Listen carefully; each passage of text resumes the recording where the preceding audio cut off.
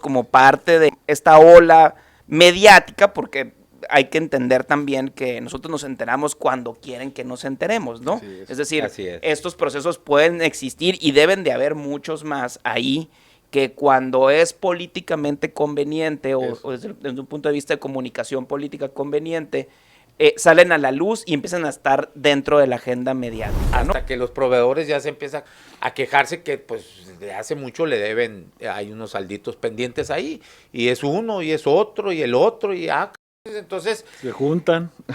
Cuando estaba reportado que el pago estaba completo. El monto completo, ¿no? Pero me suena a controles rudimentarios. Pues no, ni siquiera, no, pero quita la palabra controles, sin controles pues, administrativos, ¿no? Oye, o sea, los que tienen poder, los que tienen el acceso a las bolsas, a los presupuestos, ellos realmente tienen una varita mágica.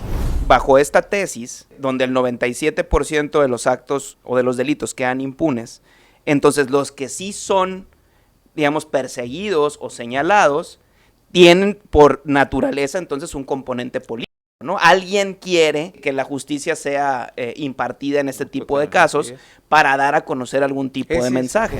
Que la mejor forma de poder hacerle frente a la corrupción es mediante el ejemplo, castigar de una manera clara y que sea contra la impunidad. Sí.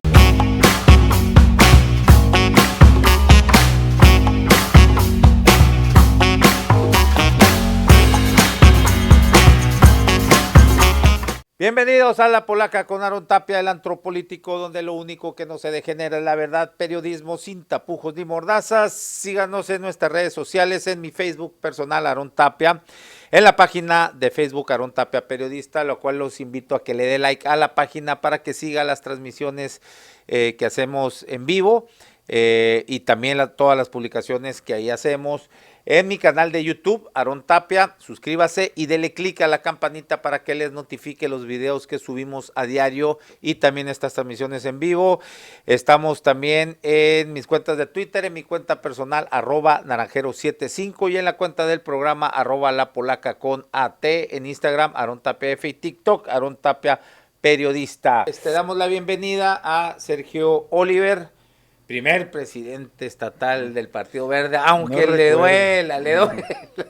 Pero más te duele que no tienen el cuadro tuyo ahí, pero no tienen el cuadro de nadie. Sí, pues, sí, que sí. no viste, no sé cuál. Se compensa eso. Yo creo que ahí se da a notar que pues ha sido una franquicia, ¿no? ¿Cuántos presidentes habrá tenido el Verde en estos años? No, sepa la madre. En estos últimos años. No, desde que lo fundó aquí. Pues mira, sé de Oliver. El doctor.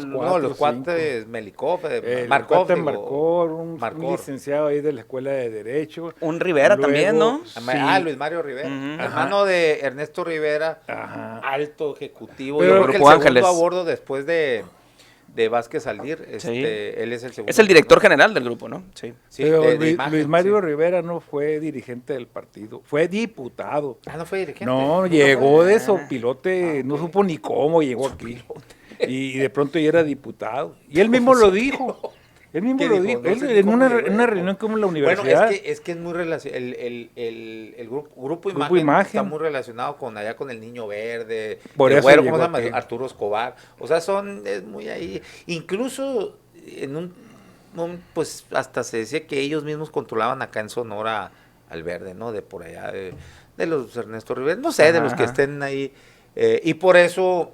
O sea que Luis Mario Rivera es hijo del doctor Rivera Clays. Sí, órale. Así es. Baterista. No sabía, de jazz. O sea, no sabía que Luis Mario era hermano de Ernesto. Sí, y Ernesto Rivera también era baterista de rock, ¿no?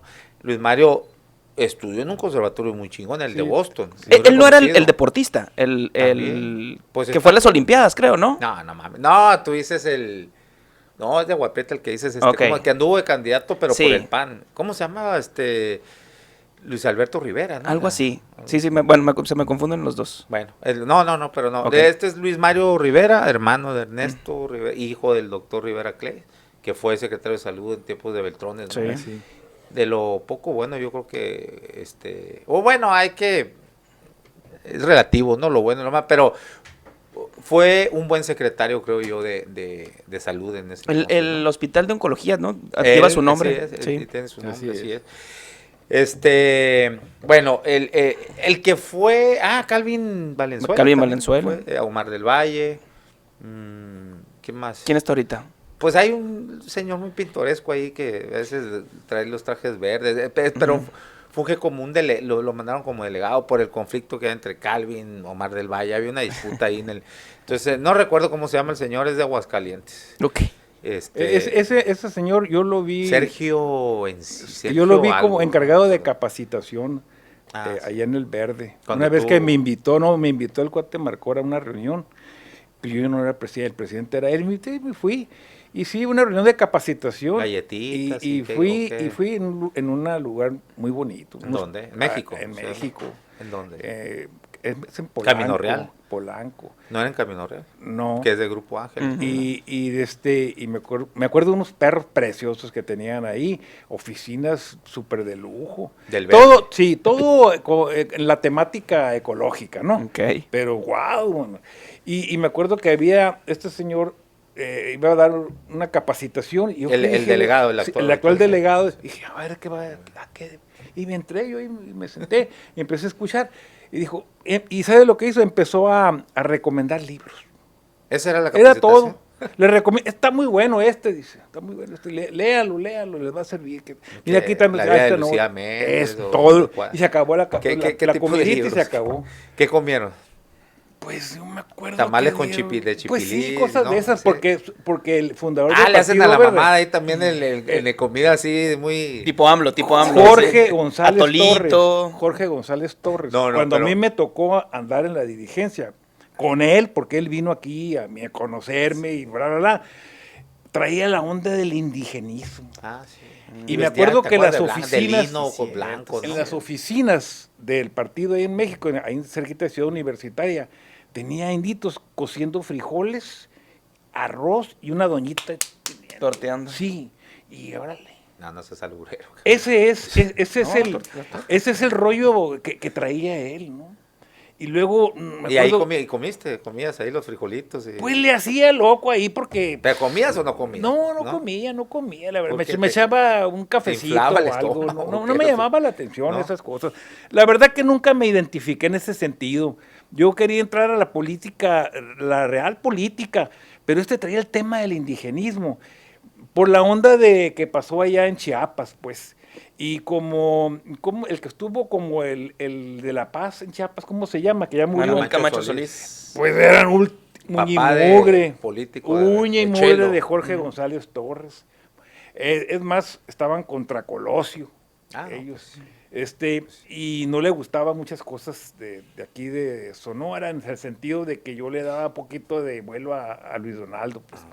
Y yo creo que fueron algunos detallitos de ese tipo. ¿Y quién iba a decir, no? Que el sobrino de Luis Donaldo iba a acabar ahí como dirigente del Verde. O sea, Omar del Valle Colosio. Correcto. En la política pasan muchas cosas. Sí. Bueno, Secop, Daniel Rivera, pues de pronto nos enteramos que primero, a ver, y ahí está rara la cosa. Primero eran 60 millones de pesos lo que se sabía el desfalco.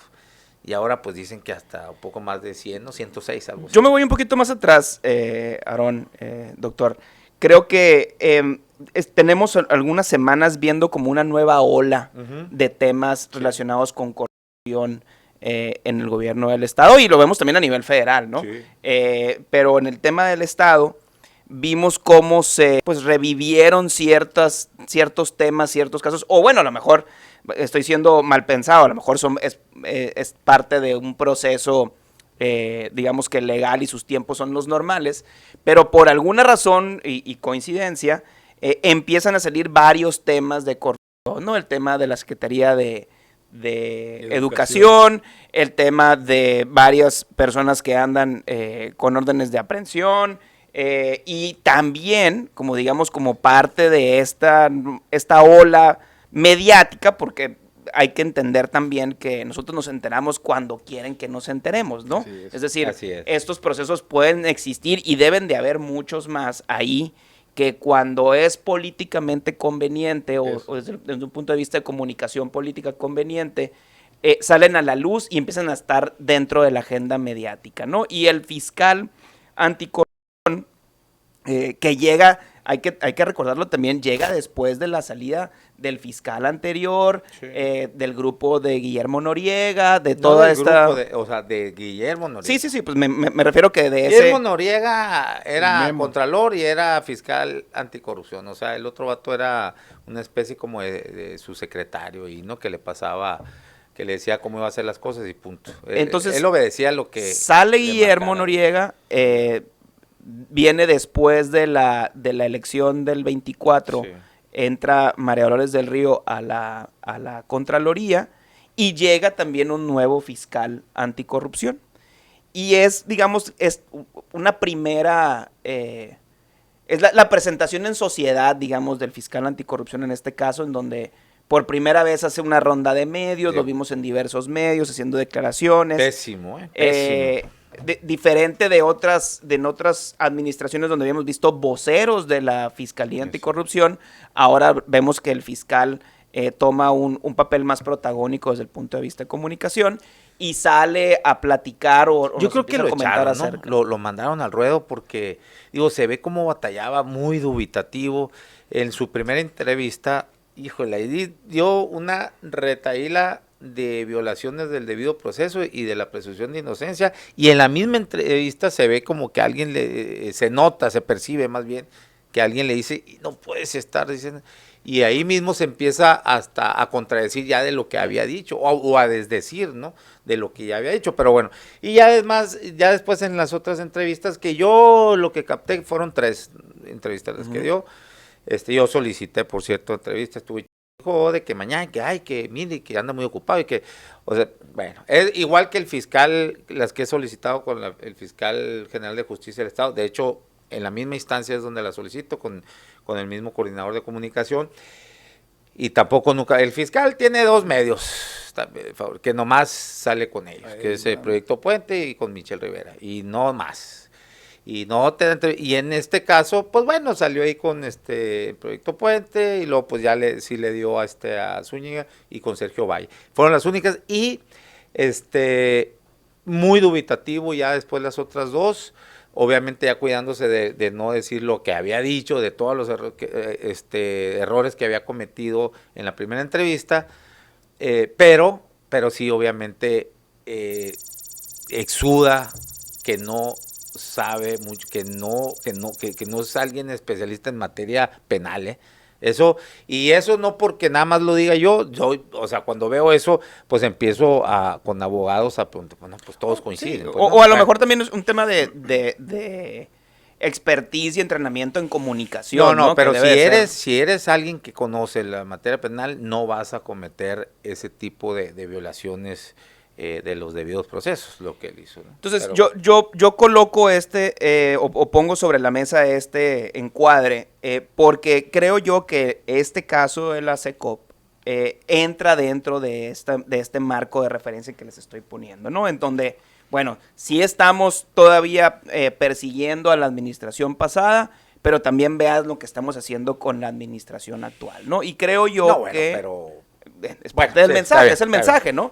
Y creo yo que como siempre, el hilo se va a romper por lo más delgado. Y creo que ahí la dejaría y lo pondría sobre la mesa para lo que ustedes quieran comentar. Sí, pues mi opinión al respecto, más que profundizar en los actores que han participado tanto del lado de la parte legal, la parte de la fiscalía, de parte de control interno, y de los actores, en este caso, que cometieron ese fraude. Yo creo que es importante nuevamente reflexionar el por qué este tipo de comportamientos se sigue manteniendo en los gobiernos en turno, ¿no? ¿Por qué si existen sistemas, metodología, tecnología para evitar que sucedan este tipo de desfalcos a los dineros públicos, siguen sucediendo, ¿no?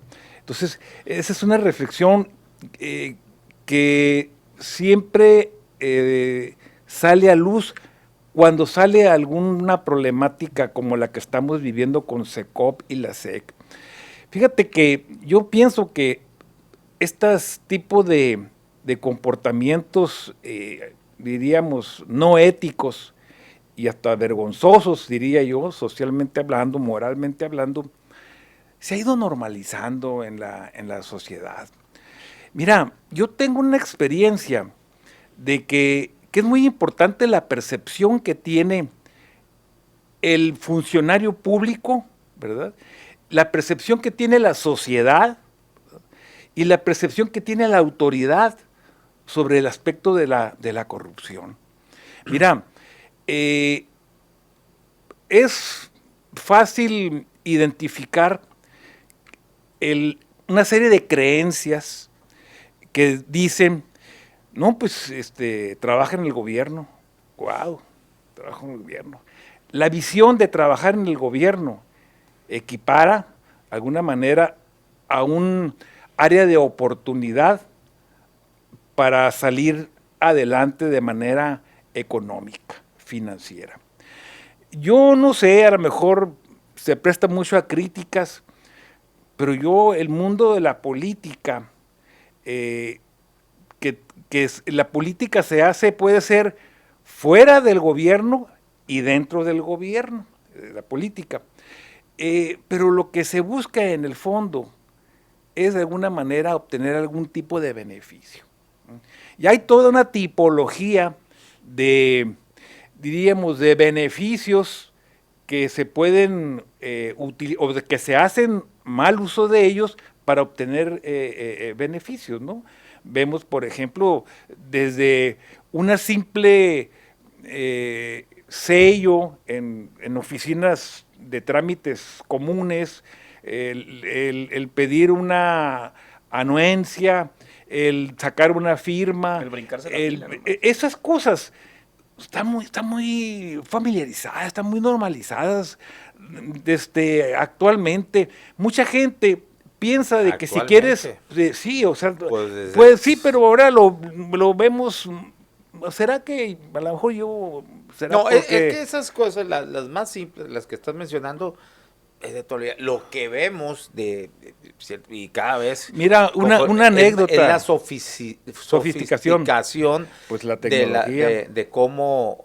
Pues no en este caso, ¿no? No estoy hablando. No, yo no estoy hablando de este caso. Corriente tú. De los desfalcos y las cantidades, ¿no? Que cada vez son mayores, son escandalosas, ¿no? Ese es el que a mí me parece. A este nivel son escandalosos. 100 millones a este nivel es una mosca a los grandes de cuello blanco. Sí, pero aquí no ves tanto, o sea, bueno, estoy de acuerdo, pero creo que por lo que sabemos hasta ahorita, el esquema era muy sencillo en el sentido de que no había tampoco mucha gente involucrada, ¿no? Entonces, básicamente podemos hablar que fueron 100 millones. Ni esquema le llamo. Ajá, 100 millones para una persona, o sea, dos personas, pues, ¿no? Entonces, creo que sí estuvo, o sea, para mí sí creo que fue muy burdo y muy, muy trompudo, pues, ¿no? Fue una cuestión de un loquito, o sea, porque yo no sé cómo, no imaginaba. La psicología, ¿verdad? Ajá, ¿cómo piensa esa persona? Pues, tarde que temprano, pues lo iban a... Y me parece que fue demasiado pues tarde. Según lo que dice la investigación, son 2 años, desde el 23.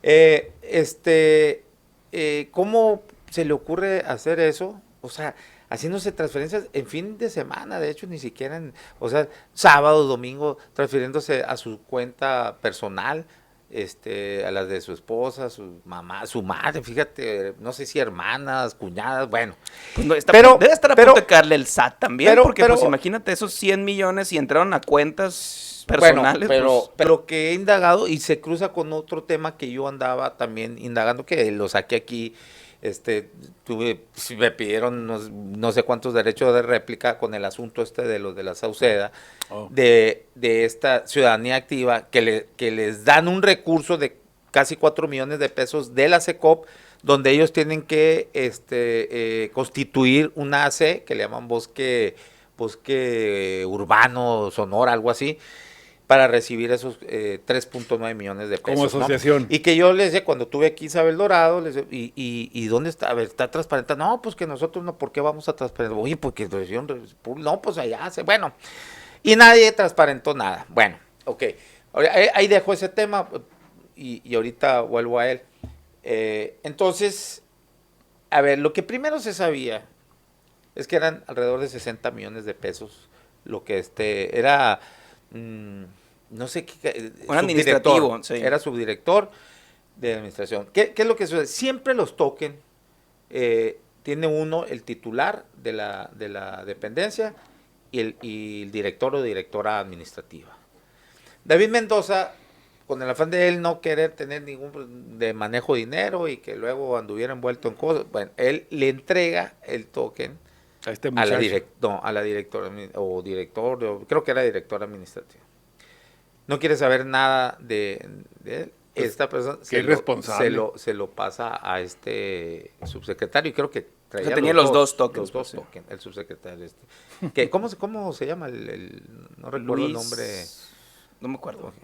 Entonces él empieza el desfalco por decir, constructora, ahorita que estoy viendo esa chinga de Kirkland, te debo 2 millones de pesos, te pago 1,5 millones, 1,700,000. Los otros 300 te los voy a, pues no le hacías mucho, porque bueno, te estaban pagando la mayoría del monto. Constructora Ladrillito, ahí te va, te debo 1,5 millones, te pago 1,200,000 y ahí se iba un guardadito. Y es donde empezaba.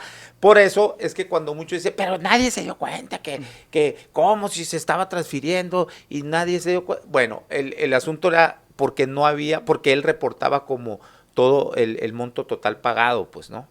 Pues entonces, sí. Por eso es que el esquema le da para durar 2 años hasta que los proveedores ya se empiezan a quejar, oye, ya empiezan a buscar directamente es Vocal, sí, ¿no? Vocal es el titular de SECOP, ¿no? A quejarse que pues de hace mucho le deben, hay unos salditos pendientes ahí, y es uno, y es otro, y el otro, y cabrones, entonces se juntan.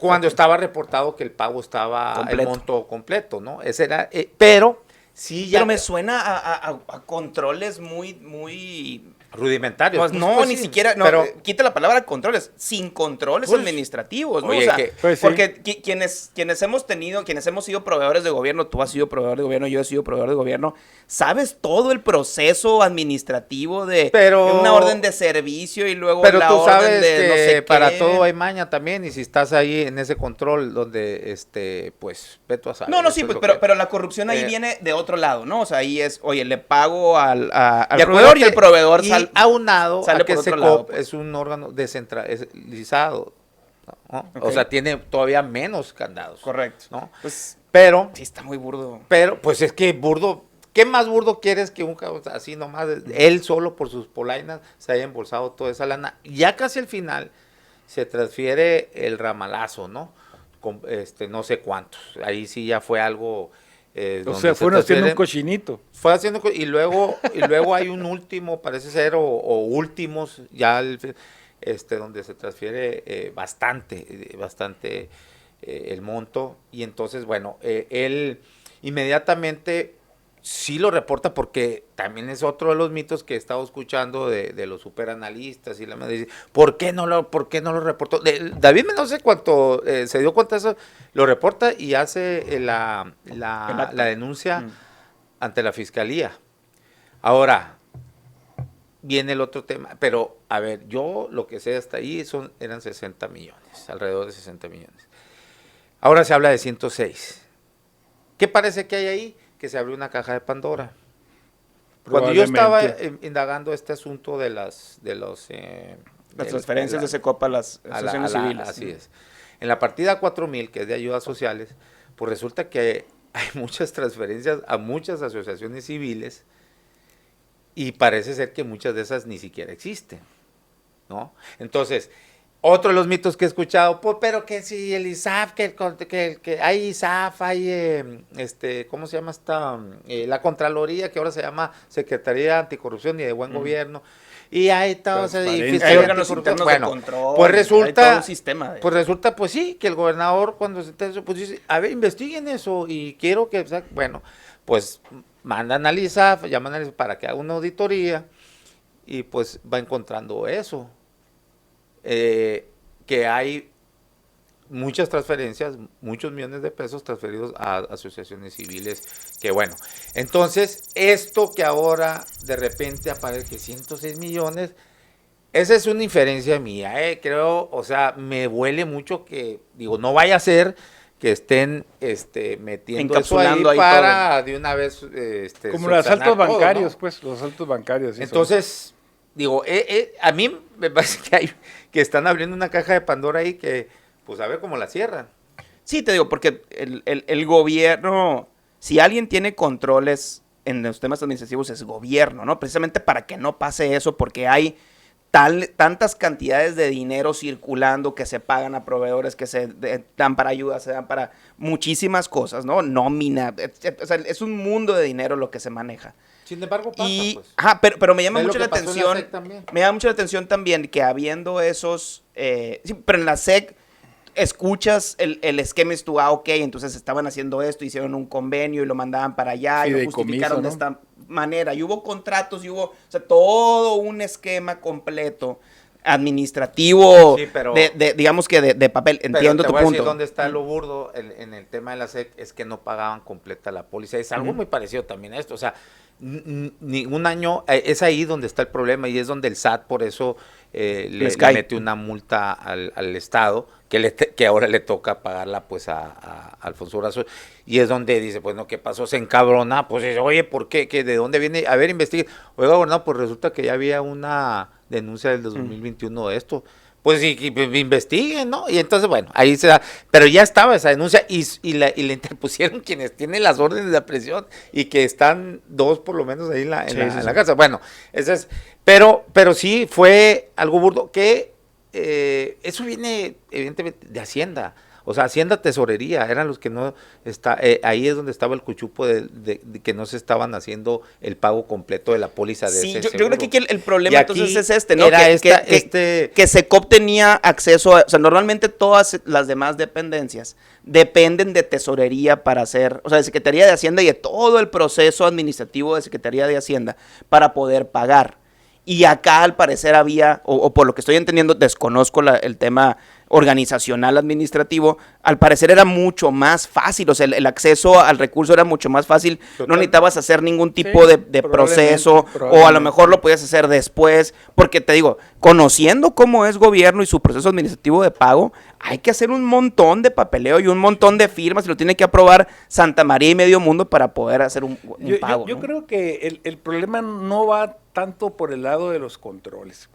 Como dice aquí mi compañero Dani, existen procedimientos ya aprobados, existen metodologías, existen sistemas, existen herramientas. Mira, todo existe. Es como dicen, la ley de México es la más... Sí.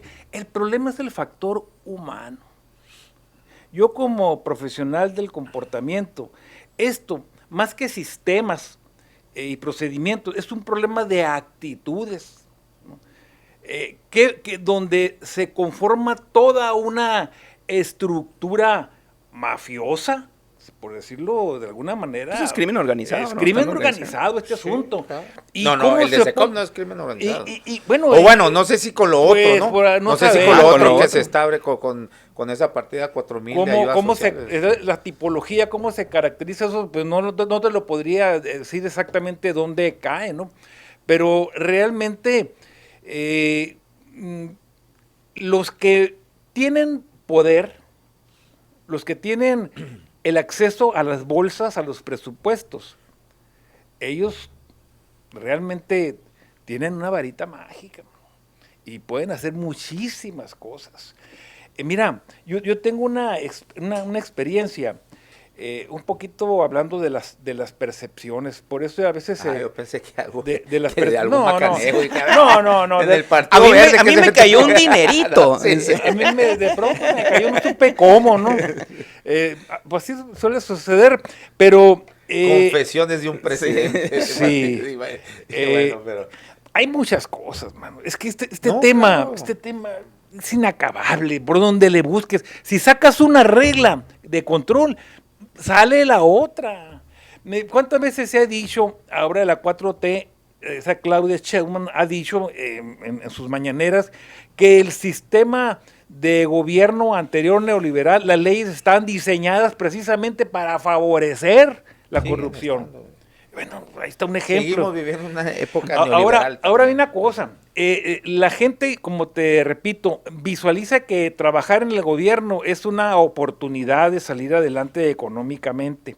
Fíjate hasta dónde ha llegado la corrupción, pero no todo es así. Fíjate que yo tengo un caso de una persona que tú también la conoces, que trabajó en el... Hay gente que es buena, pues hay gente ética, hay gente que realmente es responsable y toma sus responsabilidades en serio, con moral y con una visión de comunidad y saber que esos dineros es del pueblo, es de la gente, para beneficio de la gente. O sea, tienen una visión distinta. Esta persona que te digo actualmente tiene problemas ya de cáncer, ya está en sus etapas muy difíciles. Y estuvo trabajando todo el sexenio de la administración de Padres, que también se caracterizó por muchas cosas parecidas y otras en su administración. Y sin embargo, él fue un funcionario, pegado ahí. Y sin embargo, ahorita no tiene para comprar sus medicamentos, sus tratamientos. Y la gente le dice, oye, ¿cómo es posible? La gente le dice, ¿por qué no estuviste trabajando ahí? Pues sí. ¿Y cómo es que no tienes dinero para tus tratamientos? Pues no. ¿Y cómo le hicieron? Fíjate cómo es la otra parte, ¿no?, de la moneda, cómo a él lo tacharon mucho por trabajar en ese... Y también por su carácter a lo mejor un poco controvertido. Como también sí. Mucha gente lo tachaba igual de quienes perpetraron esos actos de corrupción. Y pues ahí vemos ahorita exactamente que está en una etapa muy complicada de su vida y ni siquiera tiene con qué solventarla. ¿Qué hace un funcionario, un noble funcionario que entra a trabajar en el gobierno? Porque pues ven la oportunidad. Esas son áreas de oportunidad. Sí, usted está hablando que es naturaleza humana. Sí, vaya. El tema de que si te ponen donde hay, va a ser mucha la tentación para agarrar. No sé si naturaleza humana, sino la atmósfera, la condición según el país en donde estés, ¿no? O la comunidad donde estés, pues vamos a llamarle así. La idiosincrasia. Yo te aseguro que si tú dejas, va a ser muy probable en un país escandinavo, nórdico, yo te aseguro que si tú dejas algo de valor dentro de un carro, va a durar mucho más tiempo y quizás nunca te quiebren el vidrio a que si lo dejas acá. ¿Por qué? Porque son países que sale caro delinquir, o sea, es muy seguro, hay que ver las tasas de impunidad y creo que han de ser mínimas a comparación de aquí, pues, ¿cuánto anda el 97, 98%? 97%. O sea, sí. Pues es eso más bien, ¿no? Yo creo que las condiciones la genera la atmósfera donde... Y creo que podemos como regresar al principio de lo que mencionaba, porque bajo esta tesis, donde el 97% de los actos o de los delitos quedan impunes, entonces los que sí son, digamos, perseguidos o señalados, tienen por naturaleza entonces un componente político, ¿no? Alguien quiere que eso, sí. que la justicia sea impartida en este tipo de casos para dar a conocer algún tipo de mensaje, ¿no? Hay otro factor que hay que considerar, el factor de costo-beneficio. Sí, pues es lo que hablaba ahorita. O sea, a ver, si me robo 100 millones de pesos, ¿cuál va a ser el costo de eso? Pues alguien que te van a meter a proceso, al bote, y dices tú, bueno, de los 100 millones guardo 70 y 30 para los abogados y lo que se tenga que hacer para que ellos trabajen.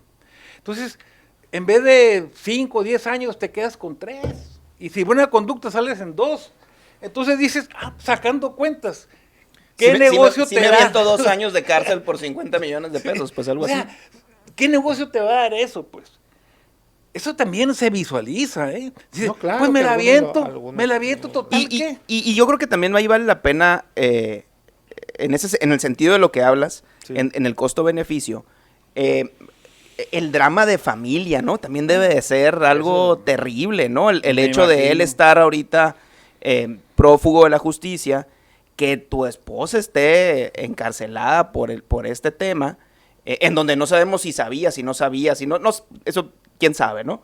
Y donde también pueden salir involucrados otros familiares, pues entonces el costo se vuelve mucho más caro que el que tú hayas sido, o sea, ¿sabes qué? Yo lo agarré, lo saqué y lo mandé a mi cuenta personal, ¿no? Y de ahí ya no embarré a nadie y a mí me metieron al bote y a lo mejor logro un quid pro quo como este que dices, sí, en donde, bueno, me aviento un par de años en la cárcel, pero me retiro ya para siempre, ¿no? Pero aquí creo que el involucrar a más gente va a ser muy caro el costo de lo que está haciendo. Lo que decías ahorita es muy interesante, Dani, de el cómo se procura la justicia, ¿no? Cuando, por ejemplo, pues es alguien que, digo, un loquito ahí solitario que dijo y ratón, ¿no?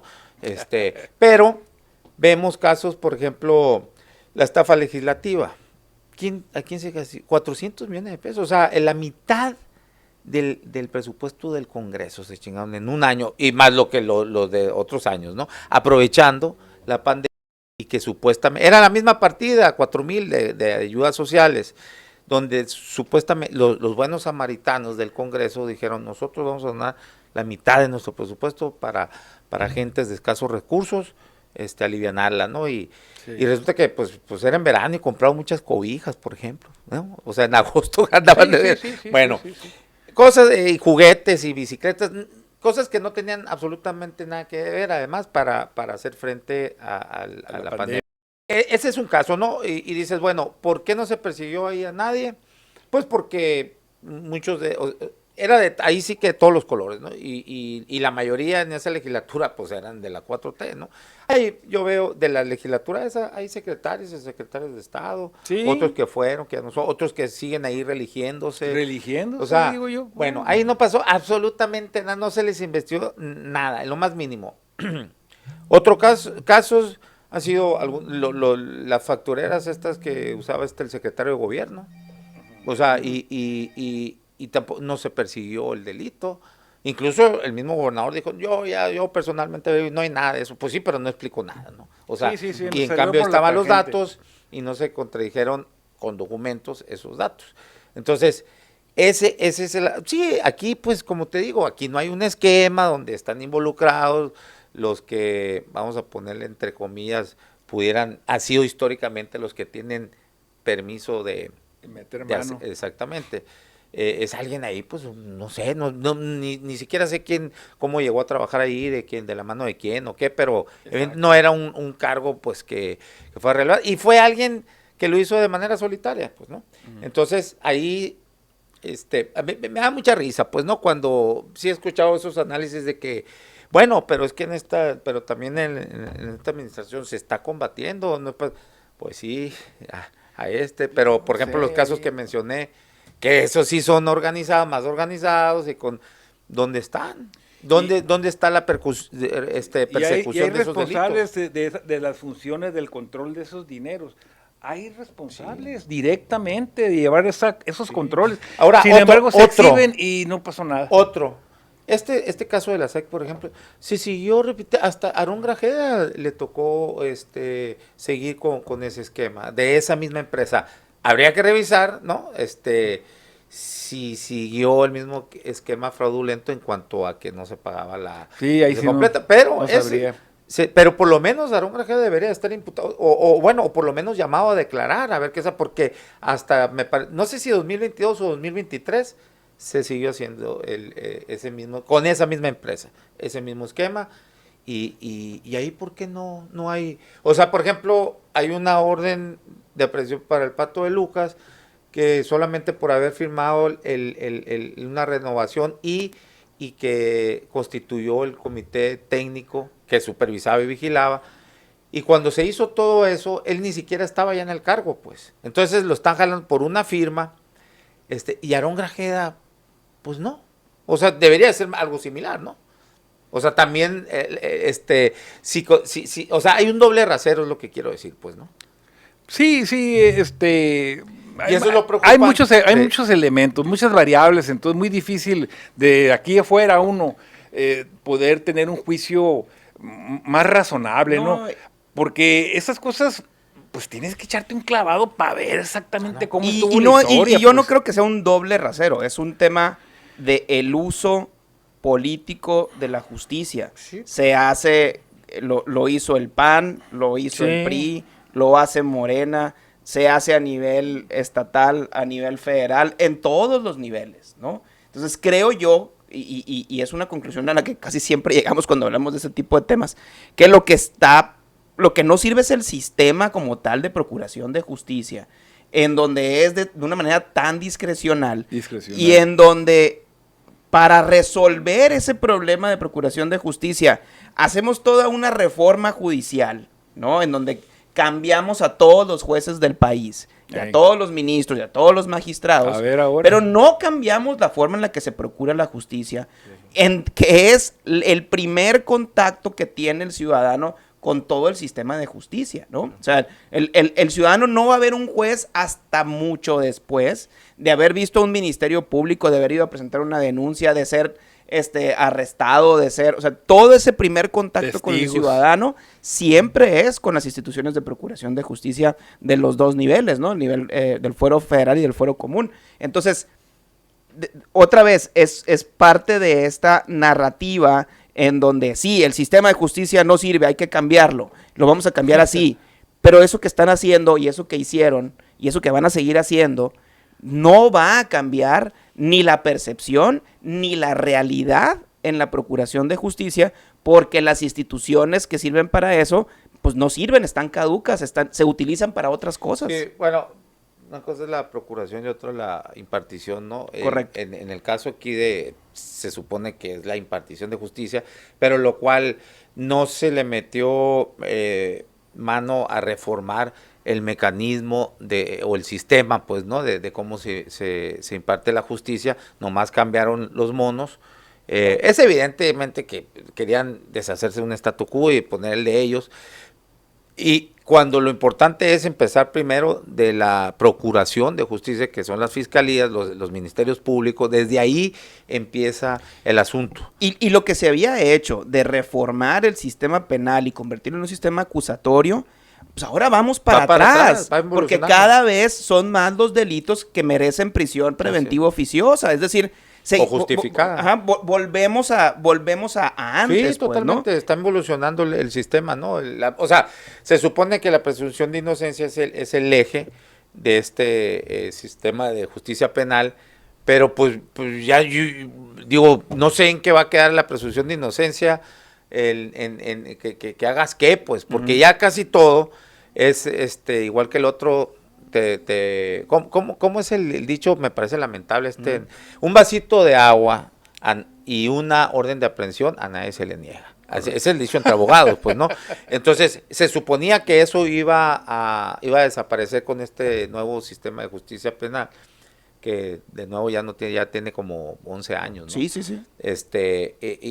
Y pues ahora el catálogo de delitos que ameritan prisión preventiva justificada y oficiosa, pues cada vez está volviendo a como era antes. O sea, y luego, curioso, ¿no? Un gobierno que se jacta de izquierda, pues pareciera más desde la ultraderecha, ese tipo de coartar esas herramientas de derechos, sí, de tu presunción de inocencia. Pero bueno, fíjate, hay casos como en Estados Unidos, en muchos países, sobre todo europeos, que estás acusado de asesinato y puedes llevar el proceso en libertad. O.J. Simpson, por ejemplo, de los casos famosos, pues, ¿no? Pues ahí lo llevó en libertad y estaba imputado, pues, ¿no?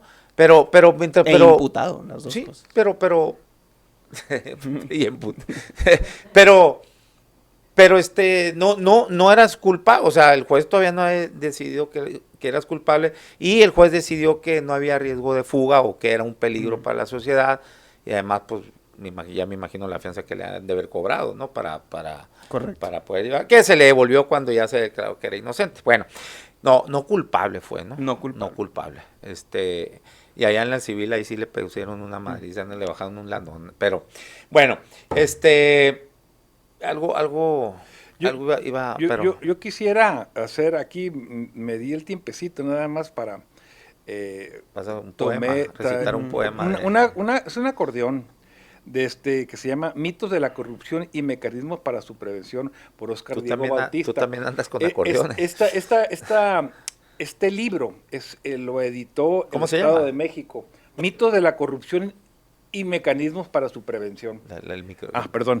Mitos de la corrupción y mecanismos para su prevención. Este es un investigador de la Universidad del Estado de México y ese libro fue editado por el Congreso de la Unión.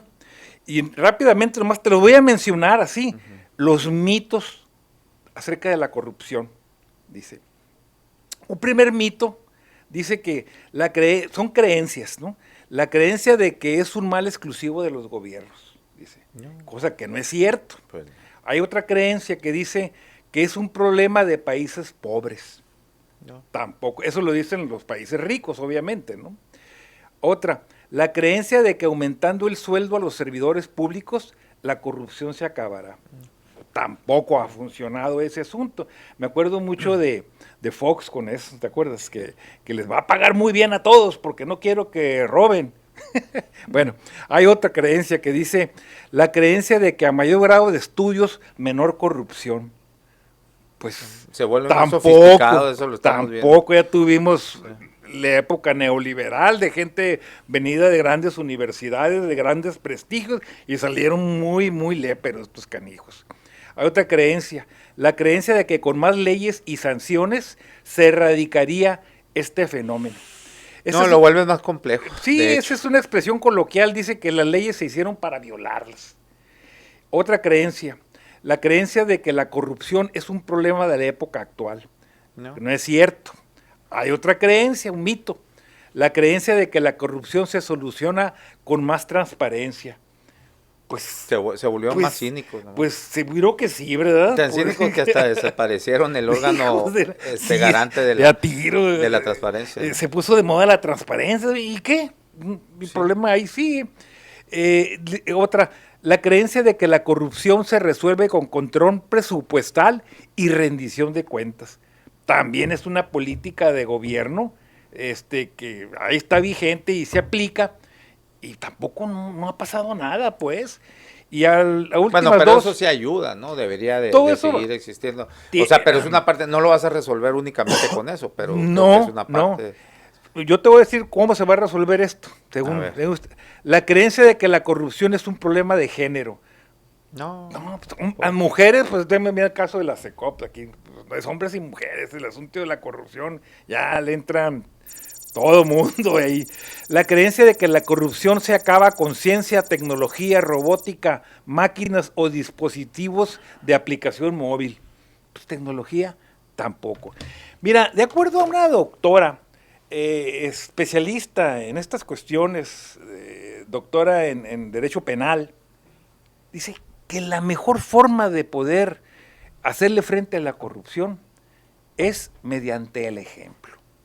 O sea, castigar de una manera clara y que sea... Contra la impunidad. Sí, y que sea porque aquí el efecto, ¿cuál es?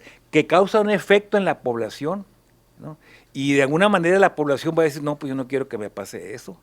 Pero ¿qué pasa cuando la población dice, mira, no pasa nada? Pues entonces se le hace muy fácil a todo mundo hacer muchas cosas, ¿no? No nomás la corrupción gubernamental, sino también hay corrupción empresarial. Ahí están vinculados inclusive la corrupción urbana también. Entonces, mientras no se ponga el ejemplo de que se está actuando de una manera firme, esto va a seguir. Por ejemplo, hay países, no me acuerdo cuál exactamente, de que creo que les cortan las manos y estas cosas.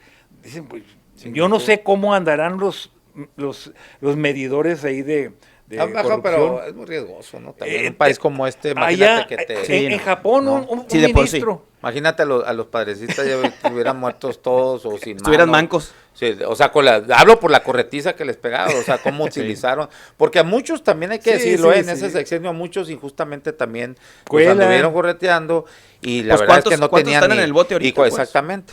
Y muchos porque también era dar nomás el flechazo. La espectacularidad mediática e integraban mal las pinches carpetas. Tú mételo, hombre, ya si sale no le hace, pero ya los quemamos y los vamos a tener bien mediditos con este garrote y por si, no, para cuando salgan del bote, si quieren andar haciendo grilla, pues les volvemos a sacar el garrote, ¿no? Y bueno, eso es, a final de cuentas. Oye, eso es lo que pasó, en Japón hubo el caso de un ministro, un alto funcionario, pues que se suicidó. Sí, que te acuerdas que le pasan el sobre así, saca. No, ese fue en Estados Unidos. No sé, en Japón se suicidó esa persona. ¿Por qué?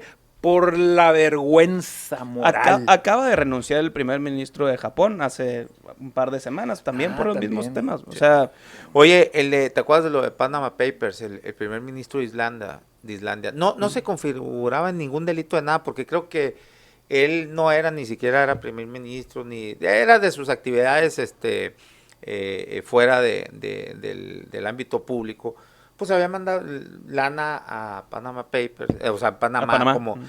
Pero como es mal visto, es de países bananeros, eso, sí. O sea, la indignación, lo vieron poco ético. En horas renunció porque fue la gente al palacio. Sí, no lo recuerdo. No me acuerdo, eso no me acuerdo. En horas me acuerdo de los Panama Papers, pero no me acuerdo. En horas renunció el primer ministro. Algo muy distinto a lo que pasa aquí. Bueno, gracias, Oliver. Gracias, Daniel Rivera. Gracias a todos ustedes por la conexión. Nos vemos y nos escuchamos mañana a la 1:00 p.m. acá en La Polaca con Aarón Tapia. Gracias. La seguridad se construye con hechos. Patrulla por patrulla. Centro de respuesta.